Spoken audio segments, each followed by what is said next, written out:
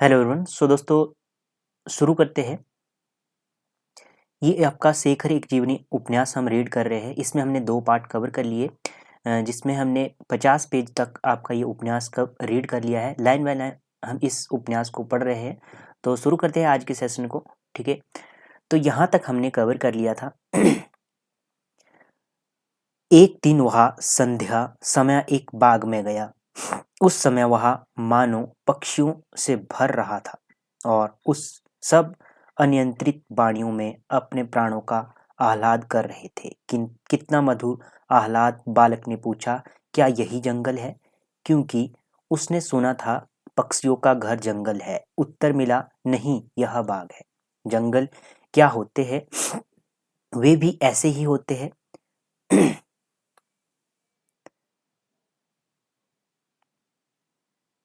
वे भी ऐसे ही होते हैं, बहुत बड़े बड़े बाग से। पर जैसे इनमें पेड़ और फूल सजाकर लगाए हैं ऐसे नहीं होते। अपने आप उल्टे सीधे लगते हैं। बालक ने सोचा, कितना उन्मुक्त होगा वह स्थान जहाँ सब कुछ तो स्वतंत्र होगा कि ये पौधे भी स्वतंत्रता से उग फूल फल सकेंगे। और तब उसकी कल्पना के स्वर को एक मूर्त आकार भी मिला और एक नाम भी मिला, जंगल। और आज तक वह उसके लिए वह है जो नगर कभी नहीं हुए। आज तक वन उसके लिए वह है जो नगर कभी नहीं हुए न होंगे। आज उसका वह पहला स्वप्न उस उच्च शिखर से उतर आया है। जंगल अब स्वर्ण नहीं रहे, किंतु उस वन प्रेम को पुष्ट करने वाली भी बहुत सी बातें हुई। और आज भी वह इस पिंजरे में बद्ध होकर वनों का ध्यान करता है, जहाँ उस तोते की तरह वह भी पंख नहीं फड़फड़ाता कि पिंजरे से चोट न लगे, क्योंकि वह भी अनुभव से सीख चुका है कि चोट लगती है। पर क्या उसकी आत्मा भी बद्ध है? क्या उसके भी चोट लग सकती है? क्या उसके भी चोट लग सकती है? क्या वह भी पंख नहीं फड़फड़ा सकती? वह आत्मा विचलित है अपने वनों में, जहाँ उसका स्वर्ग है आबाद, किंतु वह सब उसके शिक्षण स्वतः प्राप्त शिक्षण का एक पहलू ही था। उसकी शिक्षा उससे कहीं विस्तृत क्षेत्र में हो रही थी। यूं कहा जा सकता है कि उसकी शिक्षा का मूल था, वह अंश था जो कि भूमि के नीचे अदृश्य रहा। इसने उसके चरित्र को स्थायित्व दिया था, किंतु उस चरित्र को बनाने वाली शिक्षा, उसकी शिक्षा का वह अंश जो भूमि के ऊपर दृश्य होकर काम करता था, वह और था। पहली शिक्षा उसे स्थायित्व देती थी, तो यह उसे गति देती थी। पहली ने उसमें गौरव जगाया तो दूसरी ने प्रवाह की दिशा इंगित की। उसके खेल के साथियों में एक लड़की भी थी।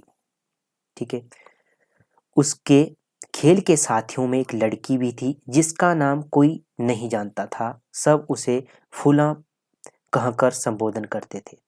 तो फूला नामक एक पात्र आया, इसका आपने ध्यान में रखना है। वह उसके पड़ोस में रहने वाली एक विधवा की लड़की थी। तो फूला कौन थी? एक पड़ोस में रहने वाली विधवा की लड़की थी। फूला उसके सब खेलों में शामिल होती थी और खेल ही खेल में वे दोनों एक दूसरे के घर में भी प्रवेश कर जाते थे। उसमें बालकुचित पूर्ण स्वच्छंदता थी, किंतु एक दिन उसे घर से आज्ञा मिली कि वह यदि पड़ोस वाले घर में चला भी जाए तो वहाँ कुछ खाए पिए नहीं, किंतु कुछ भी ग्रहण ना करे, क्योंकि वे छोटी जात के है। उसने पूछा कि क्या है, मतलब क्या है? अभी अधरता से नहीं, केवल जिज्ञासा बस है। और लोग भी उनके साथ नहीं खाते? तो उत्तर मिला, नहीं, अच्छी जात का कोई नहीं खाता। तो फिर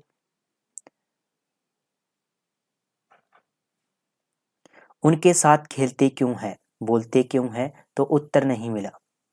उसने फिर पूछा तो उत्तर मिला, सिर मत खाओ, तुम्हें जो कहा जाए मान लिया करो, बहुत बातें मत बनाया करो।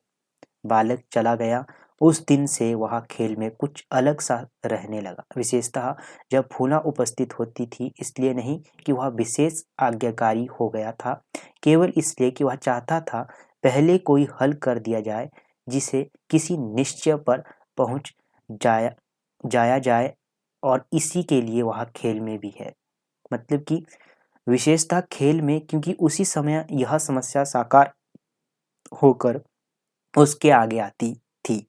सोचता रहता था कि इस समस्या का हल 4-5 हजार वर्ष में भी नहीं हो पाया। ठीक है, यहाँ पर लेखक इशारा कर रहा है जाति के ऊपर। ठीक है, किंतु बालक के आत्मविश्वास के आगे 4-5 हजार वर्ष क्या चीज है। वह काल की गति पहचानता ही नहीं। उसके लिए केवल 2 अवस्थाएं हैं, प्रकाश और अंधकार। 2 अवस्थाएं कौन कौन सी है? प्रकाश और अंधकार।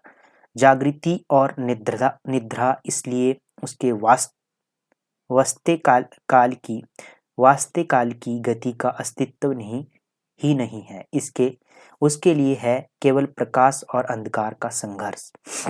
उन दिनों तक वे घर के भीतर सोते थे, किंतु तब से उन्होंने कोठे पर सोना आरंभ कर दिया, क्योंकि गर्मी आ गई थी। उनके कोठे के साथ ही सटा हुआ उस विधवा के घर का कोठा था, और बीच की दीवार भी अधिक ऊंची नहीं थी, अतः उसके ओर की बातें दूसरी ओर सुन पड़ती थी। बालक जब सोने आता तब कभी कभी फूला का खिलखिलाकर हंसना उस तक पहुंचता, और वह समस्या उसके आगे फिर आ जाती। कभी जब वह सुनता फूला की माँ उसे पुकार कर कहती है, फूला आ रोटी खा ले, तब उसे जान पड़ता है वे अत्यंत दुखी होकर खाने बैठे हैं, क्योंकि कोई उनके साथ खाने को तैयार नहीं होगा। उसे लगता वे मानो छिपकर चोरी से खा रहे हैं, क्योंकि वे किसी के सामने बैठकर खाने के हकदार नहीं हैं। वह सोचता यह खाना खा कैसे सकती होगी। वह अक्सर सुनता खाना खाने के बाद माँ बेटी हंसती खेलती, और खेल में एक अंश यह भी था कि कभी कभी माँ बेटी से पूछती है, फूला हम लोग कौन है, और उसके हंसने पर या पता नहीं कहने पर उसे समझाती, तू कह हम है। बालक ने एक दिन माँ से पूछा क्या होता है, तो माँ ने उसे बताया था कि एक छोटी जात का नाम, और फिर अंगूठे से हाथ वाले घर की ओर इशारा करके कहा, ये लोग है ना। और उस दिन से बालक सोचा करता, यदि यह छोटी जात है तो वे इसे छिपाते क्यों नहीं? क्या कारण है कि माँ अपनी बेटी को बार बार याद दिलाती है, और माँ के स्वर में अभिमान भी होता है। बालक के मन में यह प्रश्न ही रहा।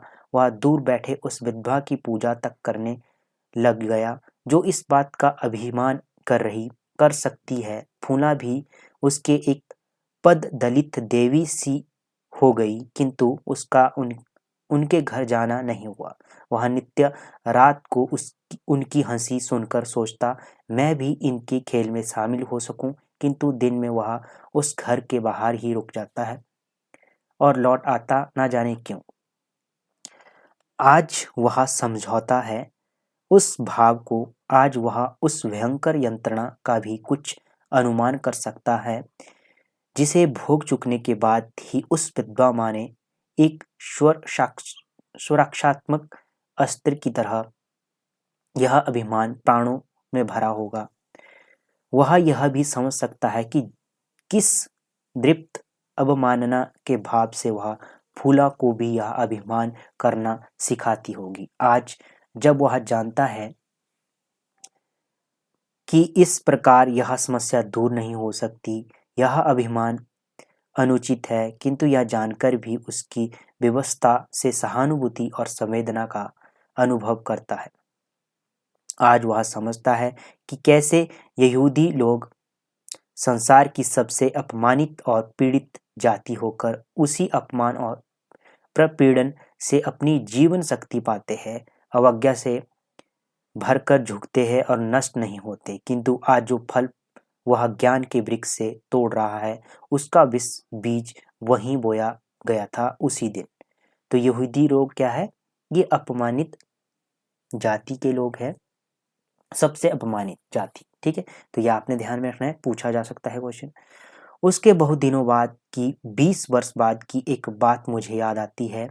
उन दिनों जब मैं भागा फिरता था आत्मरक्षा के लिए। एक दिन ज्येष्ठ की कड़ाके की धूप में मैं और एक और व्यक्ति 20 मील चलकर आए थे। प्यास बहुत लगी थी, पानी कहीं दिख नहीं पड़ता था। हम सड़क पर चुपचाप जा रहे थे। एकाएक हमने सामने आता हुआ एक व्यक्ति दिखाई दिया। मैंने उसे पूछा, क्यों भाई, यहाँ कहीं पानी मिलेगा? यहाँ पास तो नहीं है। वहाँ उधर नदी है, वहाँ होगा, किंतु कितनी दूर है? यही कोई 3-1 मील। नदी कितनी दूर है? 3-1 मील। ये भी ध्यान में रखना है, पूछा जा सकता है। मुझे एक विचार आया। मैंने पूछा, तुम कहाँ रहते हो? उसने एक और इशारा करके कहा, यहाँ पास ही मेरा घर है, उस झुरमुट के पीछे। तो वहाँ तो पानी होगा। नहीं, ये घर में पानी नहीं होगा तो तुम्हारा काम कैसे चलता है? वह चुप। मैंने फिर कहा, चलो पानी पिला दो ना, बहुत प्यासे है। वह फिर चुप। मैंने कहा, तुम नहीं आते तो ना सही, हम वहीं मांग लेंगे। वहाँ कोई है? वह फिर भी चुप, किंतु थोड़ी देर बाद बोला, बाबूजी, आप कौन जात है? हम जात पात तो मानते नहीं, पर वैसे अगर तुमने कोई डर है तो हम ब्राह्मण, कि तुम्हारे बर्तन भ्रष्ट नहीं होंगे। नहीं, वह बात नहीं है, कहकर वह चुप रहा। फिर बोला, आप आगे ही जाकर पी लीजिएगा। हमें कुछ आशा हुई थी, मिट्टी में मिल गई है। मैंने कहा, आखिर तुम पानी क्यों नहीं पिलाते? तब उसने विवश होकर उत्तर दिया, बाबूजी, हम छोटी जात के हैं। मैं एकाएक हंस पड़ा। बस यही बात थी, हम जात नहीं मानते, तुम हमारे बराबर हो। नहीं बाबूजी, ऐसा नहीं हो सकता। अच्छा, तुम नहीं पिलाओगे तो हम खुद पी लेंगे। बताओ, रास्ता किधर से है? नहीं बाबूजी, यह। मेरे साथी को कुछ क्रोध आ गया, शायद प्यास बहुत अधिक थी। वह बोला, कैसा आदमी है, दिन भर तो मैला ढोता होगा, अब इतनी अकड़ कि पानी नहीं पिलाए। मैं उसे रोकने ही को था कि वह व्यक्ति एकाएक तन कर बोला, बाबूजी, आप हमें जो चाहे समझे, हमारे काम को बुरा मत कहे, हम ईमान का पैसा खाते हैं। मैंने सोचा, एक साथ ही इतनी दीन विनय और इतना अभिमान, और मैंने सोचा कि यह उचित ही है।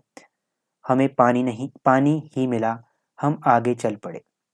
पर यदि सर्वत्र ऐसा ही होता तो भी कुछ बात थी। मैं जानता हूँ कि यह नहीं है, कई जगह ऐसी अवज्ञा या आत्माभिमान नहीं है।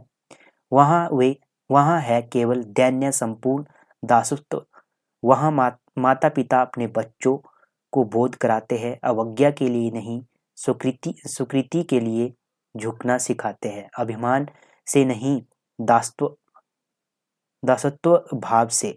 आत्माएं इस संबंध में इस तरह जकड़ी गई है कि वे स्वयं नहीं जानते कि वे किस श्रृंखला में बंधे हैं, और स्वयं उसकी कड़ियां पक्की करने में सहायक होते हैं। वह अभिमान भरी अवज्ञा इस समस्या का सर्वोत्तम हल तो नहीं है, किंतु एक हल अवश्य है, निश्चित और स्वाभाविक भी। एक और पाठ। उनके घर में कोई रसोइया नहीं था, यद्यपि एक की खोज बहुत दिनों से हो रही थी। एक दिन एक आदमी आया और पूछने लगा, रसोइया तो दरकार नहीं है, मतलब रसोई की दरकार तो नहीं है। पूछताछ के बाद उसे नौकर रख दिया गया। शेखर और उसके भाई रसोई घर में नया विधान देखने गए। देखा कि चौका चूल्हा सब धोया गया और महाराज ने चूल्हे के पास बैठकर अपने हाथ भर दूर चूने से एक लकीर खींच दी, और इस लकीर के भीतर जो बर्तन भी जाता, धुन धुलकर और महाराज सब उसके बाहर आते। तब भीतर जाते हुए पुनः पैर धोते और एक पैर से उछलकर भीतर जाते, ताकि बाहर की छूत भीतर ना लग जाए, और महाराज थोड़ी थोड़ी देर बाद बालकों से कहते, इधर मत आना, इधर मत आना। बालक देखभाल कर चले गए। बाहर जाकर उन्होंने एक लकीर खींची और ऐसे जैसे महाराज को करते देखा था वैसे ही एक पैर पर उछलकर उसे पार करने लगे और हंसने लगे।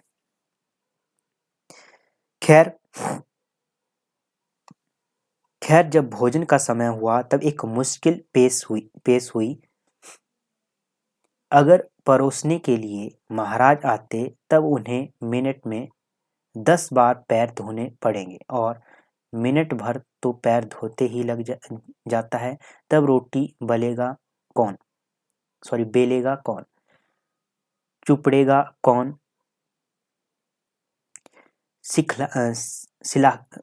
खिलाएगा कौन। निश्चय हुआ कि महाराज बाहर न आवे।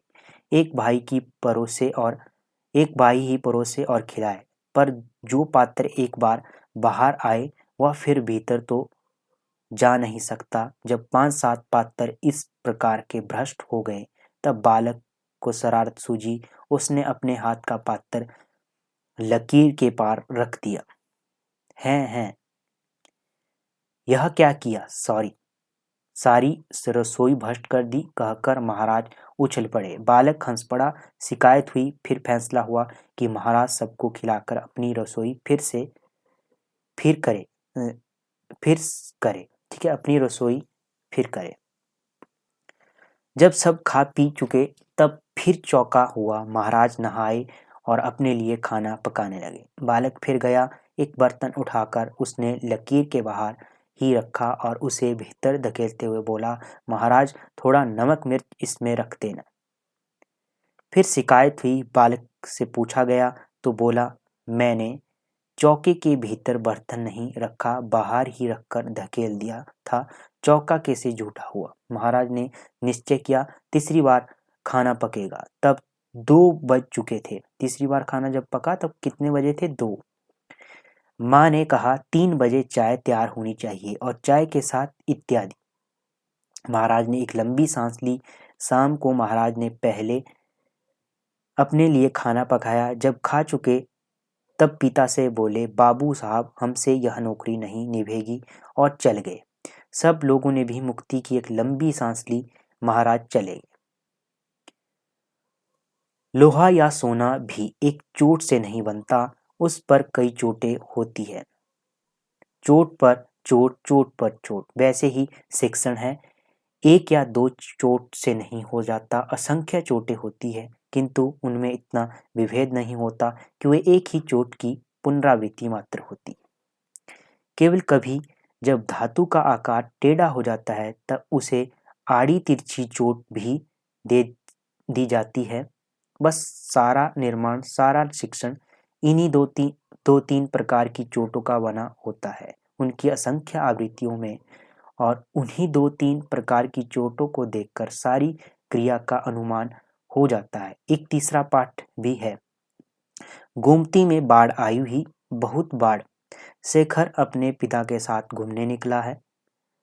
घूमने यानी एक छोटी सी नाव में बैठकर उसे बांसों से निकलवाकर इधर उधर फिरने, क्योंकि सड़क तक पर 2-2 हाथ पानी आया हुआ है, रास्ते बंद है, या अगर खुले हैं तो फिर सिर्फ नावों के लिए। नाव बड़ी बड़ी सड़कों पर हो आई।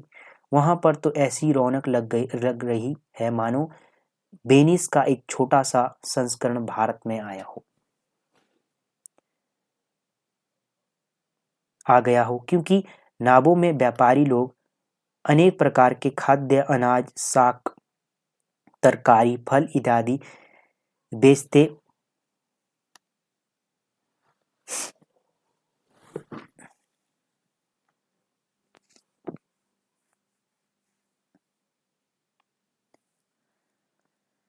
फिर रहे हैं। कोई पुस्तक और अखबार की फेरी दे रहा है। बाढ़ के फोटो और खिलौने तक बिक रहे हैं। नावें घरों के दरवाजे पर ऐसी जा लगती हैं मानो घाट पर लगी हो, और व्यापारी लोग अपने माल का दाम पुकारते हैं। पर वह था बड़ी बड़ी सड़कों पर जिन्हें वे पार कर आए। अब वे जा रहे हैं शहर के निर्धन अंश में देखने के लिए। यह अंश बाकी नज़र से नीचा है, होना ही था। इसलिए इसमें अधिक पानी भरा हुआ है और नाव मज़े में चलती है। मज़े में वहाँ मज़ा। इधर की गलियाँ बिल्कुल सुनसान और दुर्ग दुर्ग दुर्गंधमयी और अधिकांश घरों में मातम सा छाया हुआ है। यदि उसके मौन को कोई भंग करता है तो किसी बच्चे के रोने का स्वर ही। वह अपने पिता से पूछता है, वे बेचने वाले किधर इधर क्यों नहीं आते? इधर क्या करने आए? यहाँ कुछ बिक्री नहीं होती क्यों? ये गरीब लोग हैं, खरीद नहीं सकते। बालक दया भाव से भरकर उन बेचारे बच्चों की बात सोचता है जिनके माता पिता गरीब लोग हैं और उनके लिए खिलौने नहीं खरीद सकते और ना फल। बालक पूछता है, इनके बच्चे खेलते कहाँ होंगे? नहीं खेलते क्यों? क्या उत्तर दे कि शरीर में इतनी शक्ति ही नहीं है कि खेल सके। ये वे है जो खेलते नहीं, जो स्वयं खिलौने हैं जिनसे विधि खेलती है। इन्हें स्मृतियाँ कहना, स्मृति के अर्थ को कुछ खींचना ही है, क्योंकि ये सब मुझे ठीक इस रूप में याद नहीं है, बल्कि इनके तथ्य याद ही नहीं। जब मैं भूत की ओर देखता हूँ तब वे चित्रों के रूप में मेरे सामने नहीं आते। मुझे याद आते हैं केवल वह भाव जो मैंने अनुभव की है, वह विशेष मन स्थिति जिसे लेकर मैं किसी दृश्य में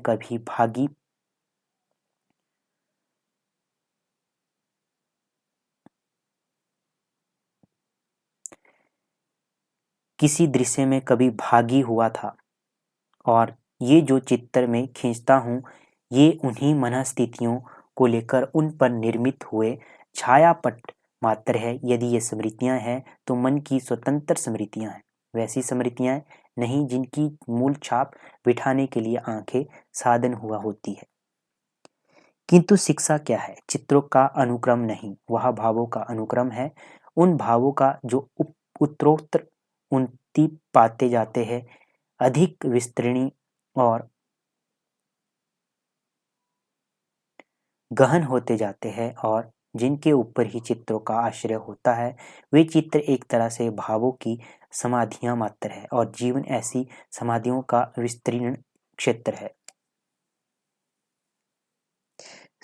स्थिरता और सामर्थ्य। स्थिरता और सामर्थ्य उसकी शिक्षा में दोनों कहाँ से आई, यह जो दिखता है, किंतु वह पाता है कि उसमें एक और भी गुण है, एक गति, एक प्रेरणा, एक सशक्त आकर्षण। वह कहाँ से आया? वह समझता है वह कुछ है, विकास गति का एक बुलबुला है, क्षणभंगुर, पर फिर भी कुछ स्वतंत्र, कुछ गतिमान, कुछ प्रेरक, कुछ उत्कर्षपूर्ण, कुछ अमर है। क्या यह एक विचित्र बात है कि जो घटनाएं या विचार जीवन का पथ निर्देश करते हैं, उसे किसी एक दिशा की ओर प्रेरित करके उसके भविष्य मार्ग का अमिट निर्णय कर देते हैं। वे घटनाएं या विचार स्वयं अत्यंत उलझे हुए और अस्पष्ट होते हैं। उनकी मूल प्रेरणा का, उनका निर्देशन करने वाली शक्ति का कोई पता नहीं लगता। इसी तरह जब मैं विचार करता हूँ कि मैंने यह निरंतर ऊर्ध्वमुखी प्रेरणा कहाँ से पाई, कि वह क्या है जो सदा मेरी जीवन गति को निर्दिष्ट करता रहा, उसका उत्कर्षण करता रहा किसी ऐसे शिखर की ओर जो पाया नहीं जा सकता, जो कल्पना में भी दिखता नहीं, उच्चतम बादलों के ऊपर कहीं छिपा रहता है। तब उत्तर स्पष्ट नहीं मिलता। दिखते हैं अनेक अस्मब्ध चित्र। पिछली कुछ एक घटनाओं ने शेखर को कुछ विचलित कर दिया था। उसके जो कुछ एक स्थिर विश्वास थे, उसकी जो निष्ठाएं थी, वे टूट सी गई थी। उसे सब और सब कुछ मिथ्या सा लगने लगा था। वह अपने को किसी वस्तु में इस डर से आसक्त नहीं कर पाता था कि यह भी झूठ ना निकले, हाथ से फिसल ना जाए। इसी कारण वह कुछ अलग अलग रहने लगा था, अलग ही घूमने जाता था। इस समय के जितने भी चित्र याद आते हैं उनकी मुख्य उल्लेखनीय बात यह है उनकी शांति। संभवतः इन दिनों वह शांति की इतनी उग्र खोज में था कि जहाँ वह प्राप्त हुई चाहे क्षण भर के लिए ही वही स्थल उसकी स्मृतियों में बैठ गया। इसलिए उस समय की स्मृतियां बड़ी सुखद है। गोमती का तट, संध्या।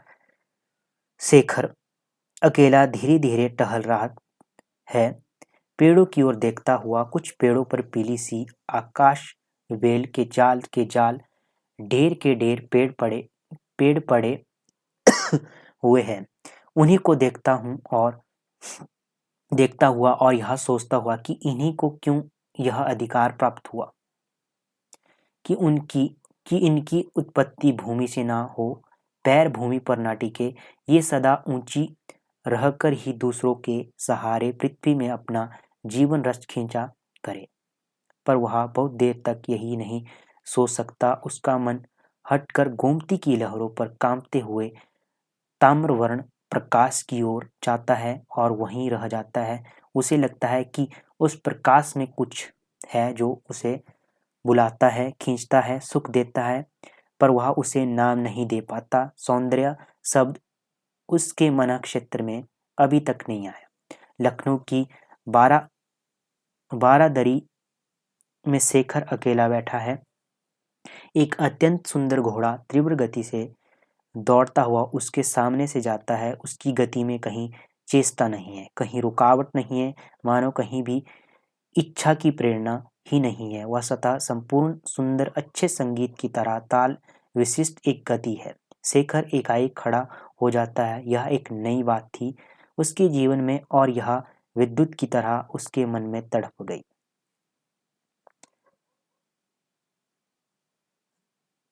रिदम लय, ठीक है। वह फिर बैठ गया, आकाश की तरह शांत, पहाड़ी झील की तरह स्वच्छ। शायद तभी से यह जीवन सर्वत्र उस वस्तु को खोजने लगा और शायद उसने उसे पाया भी, क्योंकि बहुत वर्षों बाद अपने जीवन की घोरतम अंधकारमय दिनों में जब वह अपने सब ओर के विरोधों से त्रस्त हो उठता तब एकाएक कोई आलोक किरण उस अंधकार को चीर जाती और वे सब वैपरीत्य उलझने इस हद तक हल हो जाती कि एक ही महान एकत्व के विभिन्न अंग जान पड़ने लगती। एक दिन शेखर के पिता उसे अजायब घर में ले गए और जिस कमरे में मूर्तियां रखी थी वहां पहुंचाकर अपने काम पर चले गए। शेखर कुछ सहमा हुआ इधर उधर देखने लगा।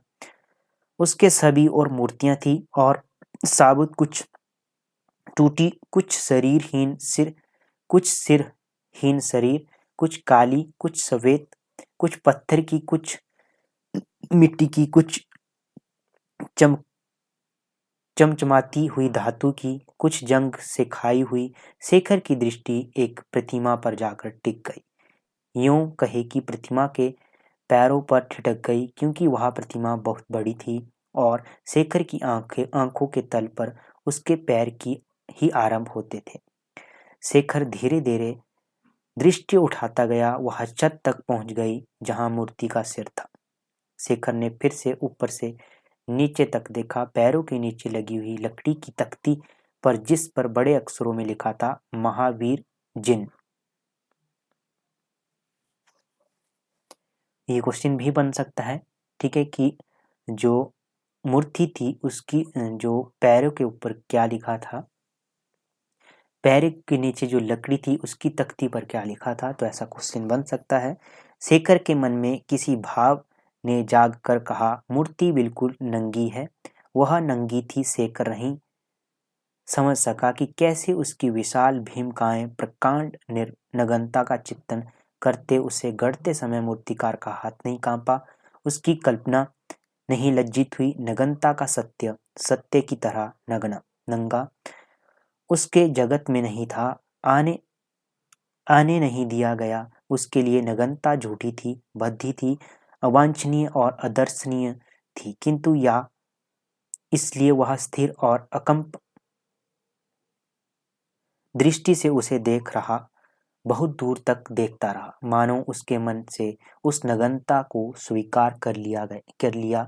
वह उसकी दृष्टि में अत्याज्य अनस्वाभाविक सुंदर हो उठी। वह धीरे धीरे लौट पड़ा। शांति की मधुर शीतल सांस मानो उसके मन पर एक हल्का सा परिमल बिखेर गई।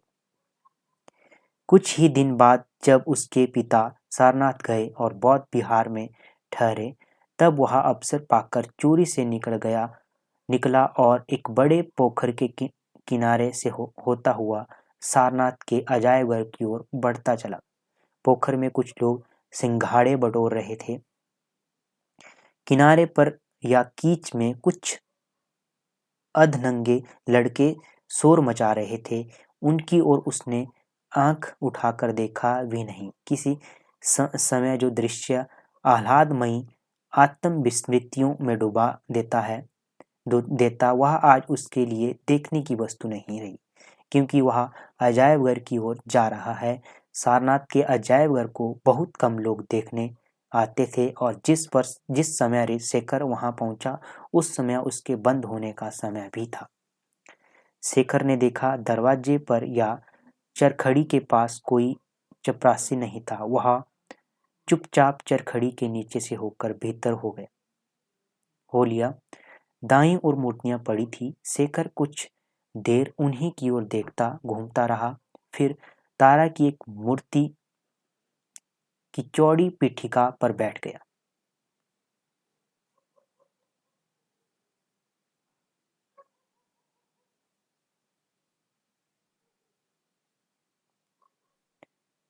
एकाएक उसे लगा वहां एक अनभ्यस्त निर्भरता छाई हुई है, इतनी अधिक कि वहां ध्यान देकर सुनने लगा। कहीं कोई तनिक सा भी शब्द हो, पर नहीं, वह अखंड थी। वह जल्दी से उठा और बाहर की ओर गया। द्वार बंद था।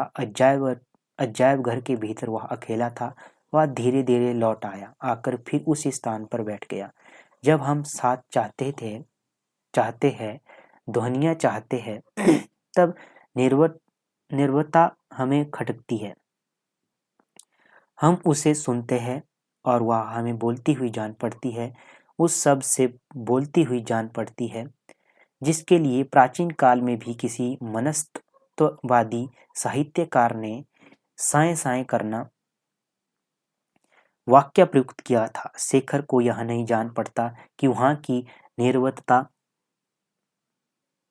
निर्वतता साएं साएं कर रही है, उसे काटने को आ रही है।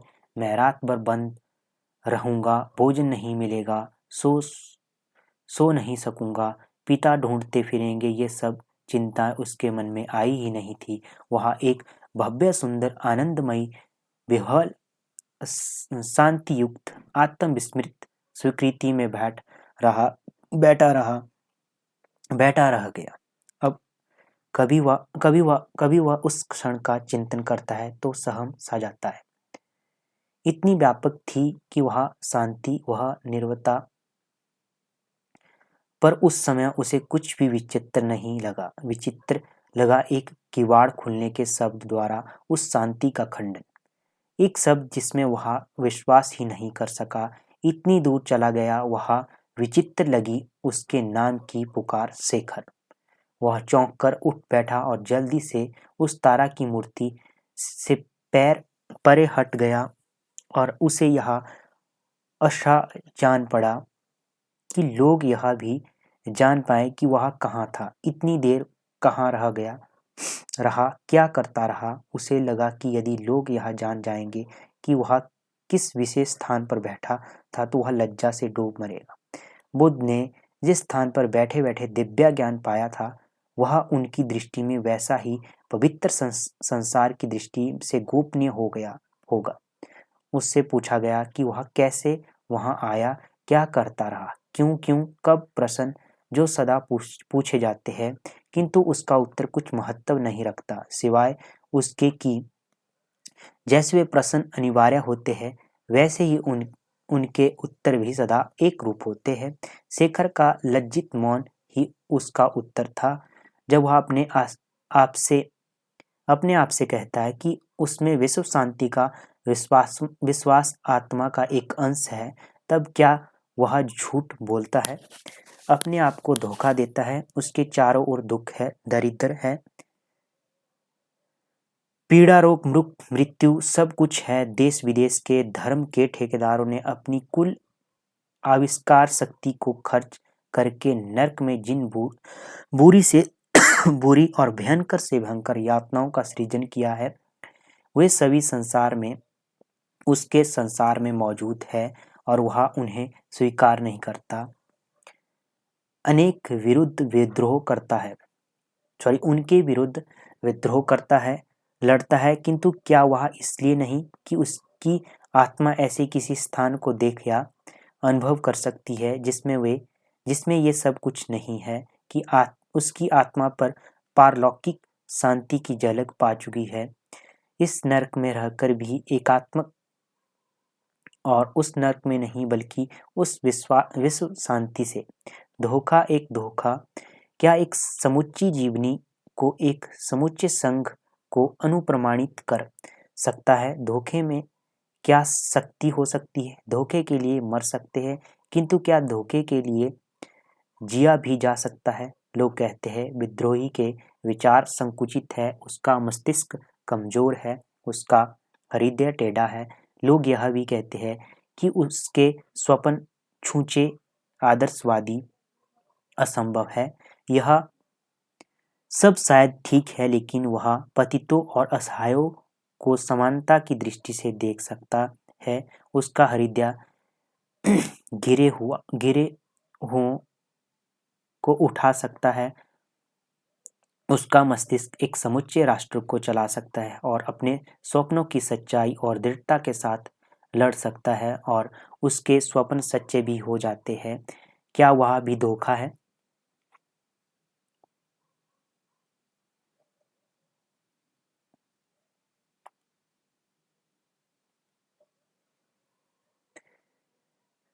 मैं अपने आप को एक 5 वर्ष के बालक के रूप में देखता हूँ, जो केवल एक नीला निक्कर पहने हुए नंगे पैर घास पर भागा जा रहा है। बालक ने अपने कंधे पर बहुत से कमल लादे हुए, कुछ खिले हुए, कुछ अधखिले, कुछ अभी बंद।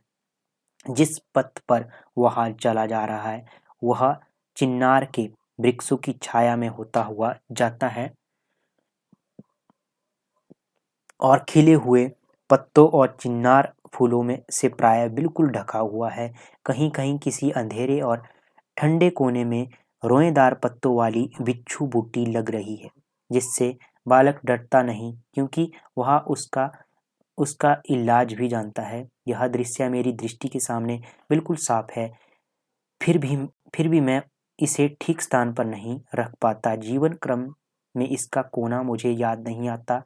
बात अवश्य कश्मीर की है, लेकिन यह मुझे समझ नहीं आता कि क्यों स्मृति के पट पर इतने गहरे अक्षरों से लिखती है, विशेषतः जबकि इसका कोई कारण याद आता है, ना कोई फल। शेखर ने के पिता की बदली एकाएक हो गई और वह कुछ दिन अपना फालतू सामान नीलाम करके दोस्तों से विदा लेकर सकुटुंब वहां पहुंच गए थे और जेहलम के किनारे एक बंगला लेकर वहां रहने लगे। कहाँ पर? जेहलम के किनारे बंगला लेकर रहने लगे। महासमर के दिनों की बात है, जब महंगी बहुत थी, लेकिन मकान कोठियां सस्ती हो गई।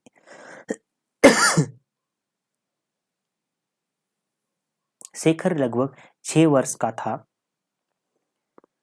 जब उसने निश्चय किया, अब समय आ गया है कि वह एक पुस्तक लिखे और प्रसिद्धि प्राप्त करे। कितने वर्ष का था शेखर? 6 वर्ष का।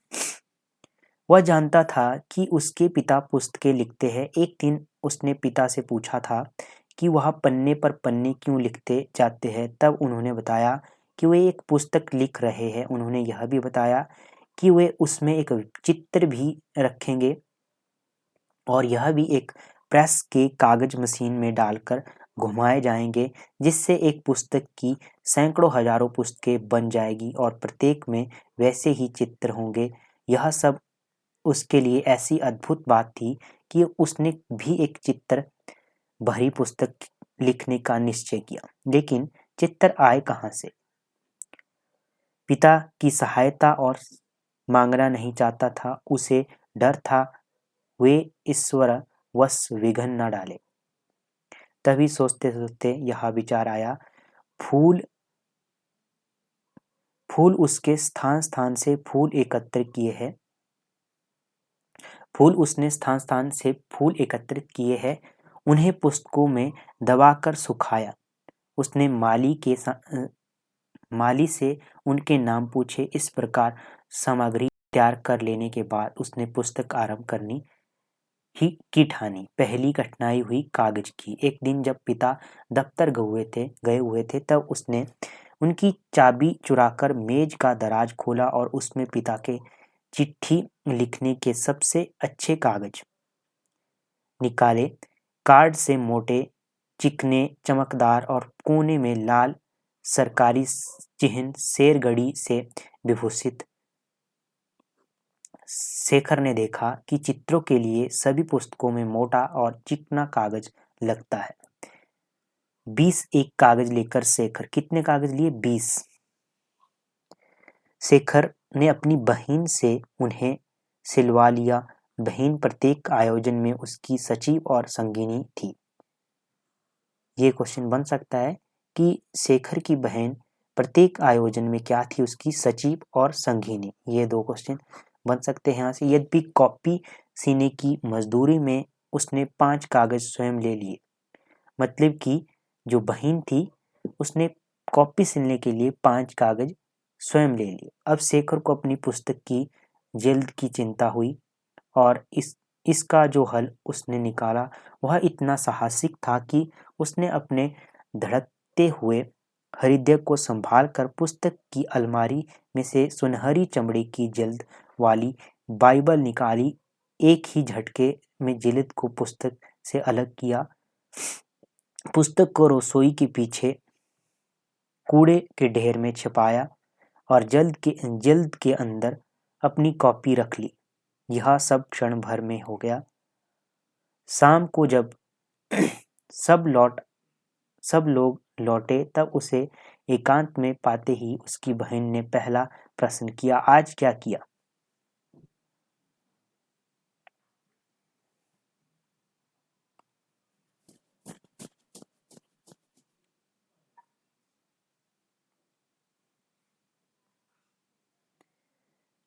शाम को जब सब लोग लौटे तब उसे एकांत में पाते उसकी बहन ने पहला प्रश्न किया, आज क्या किया? और शेखर की दोषी आत्मा ने उसे सब कह डाला। छिपाने का साहस उसने नहीं पाया। तब अपना रहस्य सुरक्षित करने के लिए शेखर को दूसरे दिन को अपने हिस्से की मिठाई का भी त्याग करना पड़ा। इस सौदे में उसने बहन से कॉपी भी जिल्द के अंदर सिलाकर फिट कर ली। दूसरे दिन भाई और बहन पुस्तकें लिखने बैठे। शेखर ने गोंद से प्रत्येक पन्ने पर अलग अलग फूल चिपका दिए। बहन अपने वनस्पति विज्ञान की पुस्तक लाई और शेखर उसे देखकर उसी ढंग में फूलों का वर्णन करने लगा। पहले फूलों के रंग रूप का वर्णन, फिर उनके उपयोग, फिर लेकिन यह हैबिटेट क्या चीज है? बहन ने कहा, हमें नहीं मालूम, स्कूल में यह नहीं पढ़ाते, छोड़ जाते हैं। शेखर ने जाकर पिता से पूछा कि हैबिटेट किसे कहते हैं? हैबिटेट का मतलब है जहाँ कोई चीज रहे या पाई जाए। क्यों?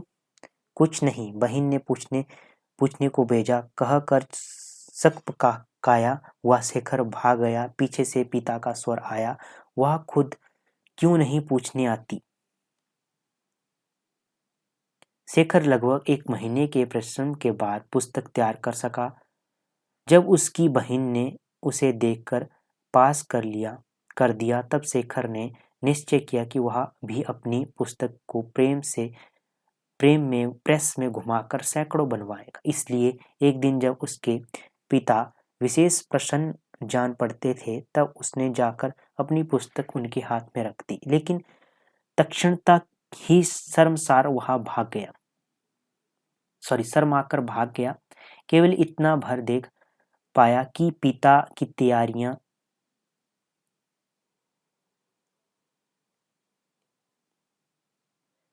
त्योरियां बदल गई। फिर उन्होंने पुस्तक खोली। कुछ ही मिनट में शर्म और डर पर कौतूहल ने विजय पाई। पिता और माता की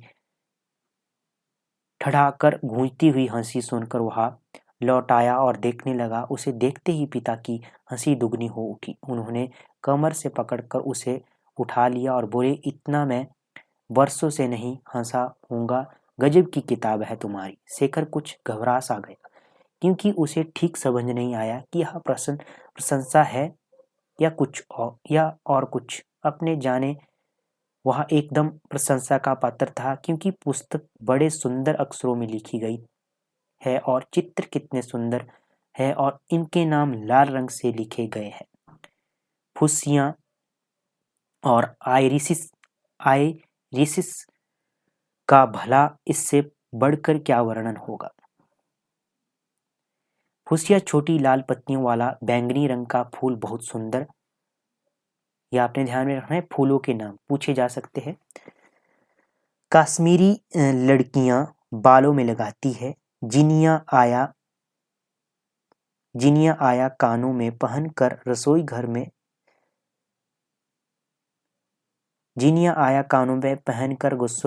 घर में नाचती है। पैदाइश शालीमार बाग और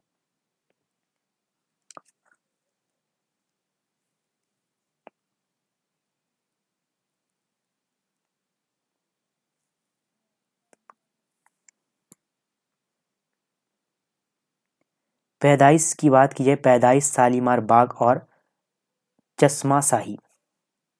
नेक्स्ट है आइरिसिस। बड़े सुंदर, कुछ नीले होते हैं, कुछ लाल और कुछ सफेद। फूल के अंदर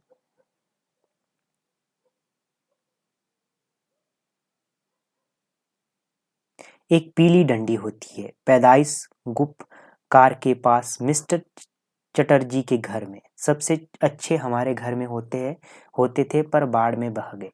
लेकिन जाने क्यों वह किसी को भी हंसने लायक से अधिक पसंद नहीं आए। शेखर का जी बैठ गया और पिता के अनुग्रह भरे वाक्य कुछ प्रभाव नहीं बैठा। अब की बार अच्छी लिख लोगे, लेकिन मेरी पुस्तक खराब मत करना। ये वह अधिक खिन्न ही हुआ है।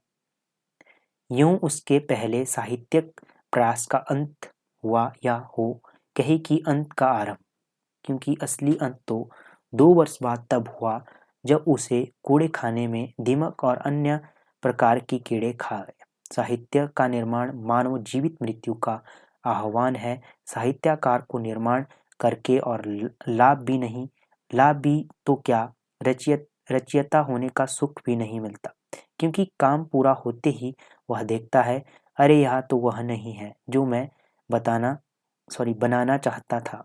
वह मानो क्रियाशीलता का नारद है। उसे कहीं रुकना नहीं है, उसे सर्वत्र भड़काना है, उभारना है, जलाना है और कभी शांत नहीं होना है, कहीं रुकना नहीं है। शायद इसलिए उसके पथ के आरंभ में ही विधि उसे रोक कर कहती है, देख इस पथ पर मत जा, यह तेरे पैरों के लिए नहीं है। और यदि वह ढीठ होकर बढ़ा ही जाता तो वह कहती, अच्छा तो तू समझ अपना जिम्मा संभाल और निर्मम अपने खाते में से अपने पोष्य और रक्षणीय बच्चों की सूची में से उसका नाम काट देती। तो ये जो पंक्ति है ये मोस्ट है, आपके एग्जाम में यहाँ से क्वेश्चन बन सकता है। शेखर ने कोई 6 मास बाद दूसरा प्रयास किया। अब की बार वह यह पद्य में था। अब दूसरा प्रयास पद्य में था। वसंत के दिन थे। शेखर जम्मू में था। कश्मीर की सड़क भी बंद थी। धूप काफी पड़ने लगी थी। फिर भी शेखर नंगे सिर और नंगे पैर बाहर फिर रहा था। कुछ ही देर बाद जब उसके पैर तप जाते थे तब वह उस कमरे में भाग जाता था जहां कुछ ही देर में उसकी पढ़ाई शुरू होने वाली थी। जो कुछ मिनट उसके बाकी थी उन्हें वह किसी प्रकार के शारीरिक उद्योग में बिताना चाहता था। तभी उसके भाई ने आकर सूचना दी कि मास्टर साहब आ गए हैं। मास्टर साहब जॉन गैस नाम एक अमेरिकन है। ठीक है, यह मैंने पहले ही आपको बता दिया है कि जो मास्टर साहब है वो कौन है। जॉन गैस नाम का एक अमेरिकन है। ठीक है, ये मोस्ट है, ये आपने ध्यान में रखना है। कौन है मास्टर? जॉन गैस नाम का एक अमेरिकन थे। शेखर उन्हें सदा मिस्टर गैस कहते हैं। शेखर क्या कहते हैं उन्हें? मिस्टर गैस कहते हैं। ठीक है, कहता था आज यह देखकर कि मास्टर साहब के आने से उसके मनोरंजन में विघ्न पड़ा, उसे मास्टर साहब पर क्रोध आया। कमरे की ओर जाते जाते उसको एक शरारत सूझी। दूसरे शब्दों में उसे कविता की दिव्य प्रेरणा प्राप्त हुई। जब से शेखर की पुस्तक का निरादर हुआ तब से उसके मन में वह अपमान और उपहास खल रहा था और उसका निश्चय था कि कभी अवसर पाकर वह किसी विराट काव्य चेष्टा में अपनी खोई हुई इज्जत दोबारा पाएगा। आज एकाएक उसे विचार हुआ कि वह अवसर आ गया है। उसने जाना कि वह कवि है। मास्टर के सामने पहुंचकर शेखर ने सीखे हुए तोते की तरह नम्रता से कहा, good morning mister gas. Good morning कहकर मास्टर साहब बैठ गए। शेखर, जिसकी धूप से चौंधियाई हुई आंखों के भीतर अंधेरा मालूम हो रहा था, धीरे धीरे टटोल कर स्टूल पर बैठा और बैठते ही बोला, मिस्टर गैस, मैंने आपके लिए एक कविता लिखी है। ये शेखर कह रहे हैं। मिस्टर गैस ने मुस्कुराकर कहा, अच्छा सुने तो। शेखर ने तत्काल कुछ गाती सी आवाज में कहा, my teacher's name is mister Gas, if G is gone then he is an S. मेरे गुरु का नाम मिस्टर गैस है, यदि जी हटा दिया जाए तो वे एस गधा मतलब हो जाएंगे। ठीक है, मतलब गैस है तो जी हटा दिया जाए तो एस हो गया। ठीक है, तो मतलब कि गधा। लगभग आध घंटे बाद घर से मील भर दूर एक मौलसिरी के बाग में बैठा हुआ शेखर अपने आरक्त लाल गाल मल रहा था और संसार की न्यायहीनता को रो रहा था। पिता से पिटता हुआ वह यहाँ तक भागता आया और जब वे पीट कर लौट गए थे तब यहीं बैठकर सोचने लगा था। विवश क्रोध के बाद जब उसे याद आता था कि वहाँ है, तब वह एक आधा फूल तोड़कर सूंघने लगता था और फिर विचार में डूब जाता था।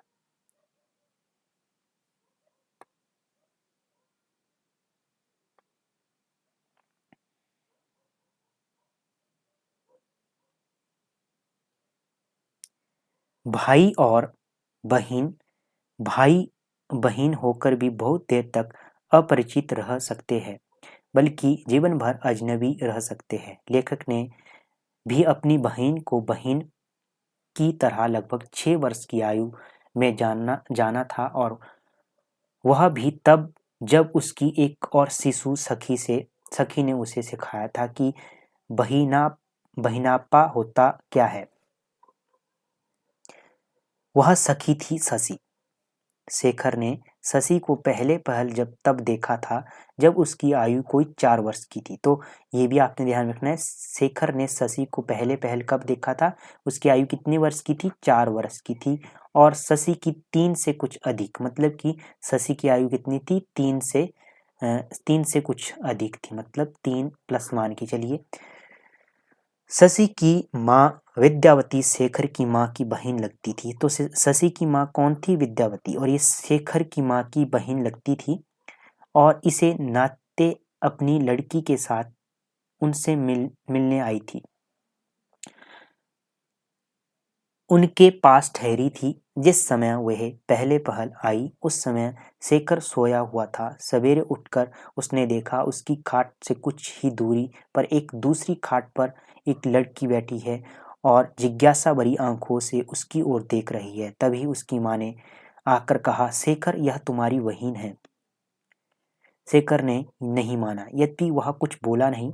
भला यह भी कोई बात है कि कोई कह दे यह तुम्हारी बहन है और वह बहन बन जाए। यह सरस्वती है। सरस्वती, बहन का नाम सरस्वती, वह शेखर की बहन है। तब से वह जानता है, जब से उस घर में रहती है, उसके साथ खेलती है, पिता से डांट खाती है, गुस्से में आकर उसे पीटती है। और यह शेखर ने मन में अपने को शशि से मार खाते हुए कल्पना करने की चेष्टा की और फौरन मन ही मन बोला, और उसने जान लिया कि कोई लाख कहे शशि शशि है, उसकी बहन नहीं। थोड़ी देर बाद शेखर की माँ ने कहा, आओ तुम दोनों नहाओ, और उन्हें स्नानागार में ले जाकर बिठा दिया। शेखर का नहाने का ढंग यह है कि स्नानागार में पानी बहने के लिए जो नाली है उसे कपड़े से बंद कर देता है।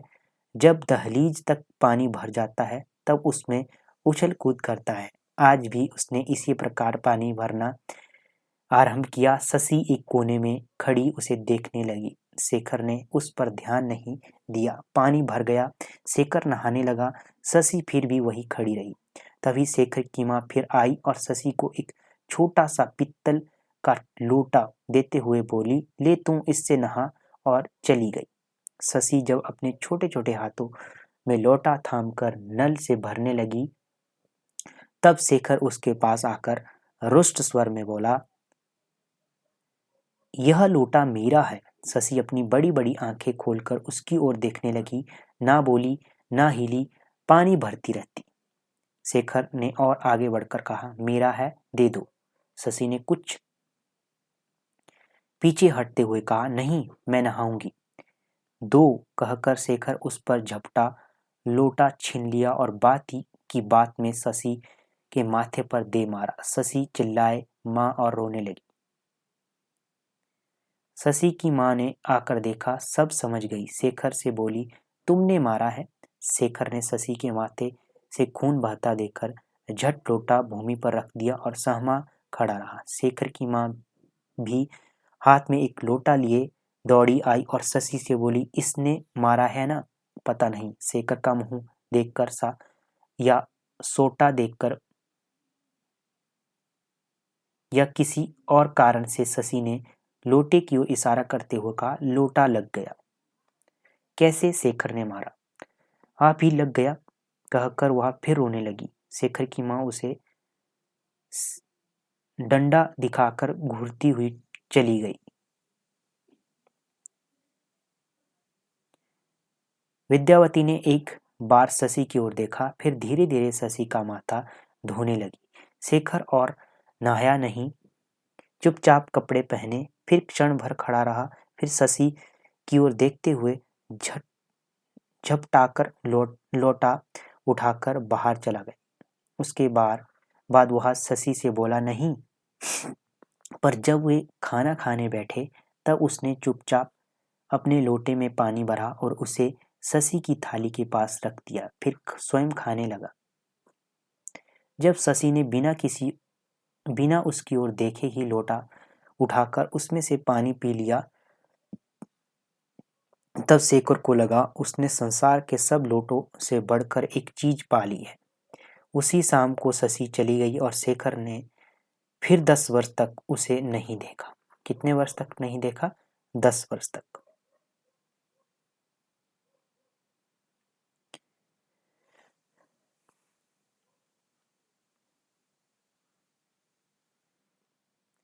शेखर की बहन का नाम था सरस्वती। मोस्ट है, शेखर की बहन का नाम क्या था? सरस्वती। वह शेखर से 5 वर्ष बड़ी थी। शेखर से कितनी वर्ष बड़ी थी? 5 वर्ष बड़ी थी। उसके बाद शेखर से बड़े 2 भाई थे, ईश्वरदत्त और प्रभुदत्त। शेखर से बड़े 2 भाई थे, ईश्वरदत्त और प्रभुदत्त। शेखर का जन्म नाम तो बुद्धदेव ही रखा गया था, पर विद्यावती ने उसे देखते ही जाने क्या सोचकर उसकी मां से कहा था कि बहन, इसका नाम चंद्रशेखर रखो। तो विद्यावती थी, उसने क्या सोचा कि इसका नाम चंद्रशेखर रखो। औरों के विरोध करने पर भी वह उसे बराबर शेखर ही कहती थी और उसके इस आग्रह से धीरे धीरे सभी ऐसा करने लग गए थे। तो सरस्वती और शेखर साथ खेलते थे, लेकिन उनके खेल में उनके साथ ही उपेक्षा सरस्वती के हाथ और शेखर के गालों का साथ अधिक रहता था। और जब से शेखर के पिता ने सरस्वती को आज्ञा दी कि वह शेखर को पढ़ाया करे, तब से तो शेखर ने समझ लिया था कि बहिन उस जंतु का नाम है जो खेल में झगड़ा करे, अपनी गलती होने पर भी पिट डाले, तंग करे, सीधे अक्षर पढ़ाकर संयुक्ताक्षर। यद्यपि शेखर तब उन्हें संयुक्ताक्षर नहीं कहता था, पढ़ाए न पढ़ने पर पिता से कहे और कभी किसी बात में विरोध होने पर माँ से यह फतवा प्राप्त कर ले कि वह बड़ी है, इसलिए शेखर को उसका कहना मानना चाहिए। जब वे कश्मीर गए तब शेखर को इस बात से बड़ा मजा आता था कि कभी वर्षों के दिनों में वह रात में चुपचाप खिड़की खोल दे ताकि खिड़की के पास सोई हुई सरस्वती भीग जाए। शेखर ने आग्रह किया था कि खिड़की के पास वह सोएगा क्योंकि वहां से चांद दिखता था, पर माँ की आज्ञा हुई कि वह नहीं सो सकता, उसे ठंड लग जाएगी क्योंकि वह छोटा है। लेकिन वही कश्मीर में उन्हीं वर्षों के दिनों में एक दिन सरस्वती उसके मन में एकाएक सरस्वती से बहिन और बहिन से सरस हो गई थी। यद्यपि इस अंतिम अंतरंग नाम का उसने कभी उच्चारण नहीं किया, इसे मन में छिपा रखा। तो यहाँ तक आज पढ़ते हैं। इसके बाद नेक्स्ट सेशन में पढ़ेंगे। तब तक के लिए जय हिंद, जय भारत। और दोस्तों, यदि आपको हमारा यह प्रयास अच्छा लगता है तो आप हमारे चैनल को सब्सक्राइब कीजिए और इस वीडियो को लाइक कीजिए, शेयर कीजिए अपने दोस्तों के साथ। ठीक है, तो मिलते हैं नेक्स्ट सेशन में। तब तक के लिए जय हिंद, जय भारत।